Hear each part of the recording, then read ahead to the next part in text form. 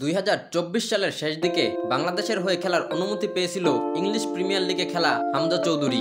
হামজার বাংলাদেশ দলে যোগ দেবার পর থেকে একের পর এক সুখবর পাচ্ছে বাংলাদেশ জাতীয় ফুটবল দল। আবারও আসলো আরো কিছু সুখবর। কি সেই সুখবর, দেখুন বিস্তারিত। দীর্ঘদিন যাবৎ দেশের ফুটবলে নির্দিষ্ট কোনো কিট স্পন্সর নেই, এবার ফুরাতে যাচ্ছে কিট স্পন্সর সমস্যা। দীর্ঘদিন দেশের ফুটবলে কোনো কিট স্পন্সর না থাকলেও এবার দেশীয় ব্র্যান্ডের পাশাপাশি আন্তর্জাতিক ব্র্যান্ডও বাংলাদেশ দলের কিট স্পন্সর হতে আগ্রহ জানিয়েছে। জানা গেছে পরীক্ষামূলক কিটও তারা বাফুফের কাছে পৌঁছে দিয়েছে। কিটের মান যাচাইয়ের পর জানুয়ারির শেষ দিকে আনুষ্ঠানিকভাবে জানানো হবে কিট স্পন্সর প্রতিষ্ঠানটির নাম।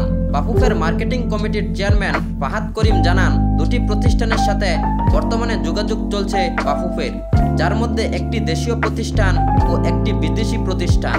এদের মধ্যে একটি কোম্পানি পরীক্ষামূলক কিটও সরবরাহ করেছে। কিটটি খেলোয়াড়দের জন্য উপযুক্ত কিনা তা যাচাই বাছাই করা হচ্ছে। ফাহাদ করিম আরও জানান, জানুয়ারির শেষ দিকে নারী ও পুরুষ উভয় দলের কিট স্পন্সর পাবে বাফুফে। শুধু কিট স্পন্সরই নয়, এবার নতুন এক ক্যাটাগরিতেও স্পন্সর পেয়েছে বাফুফে।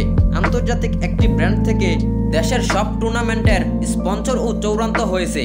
এছাড়াও নারী ফুটবলে দীর্ঘদিনের বিনিয়োগকারী প্রতিষ্ঠান ঢাকা ব্যাংকের সাথে দীর্ঘমেয়াদী চুক্তি করতে যাচ্ছে বাফুফে।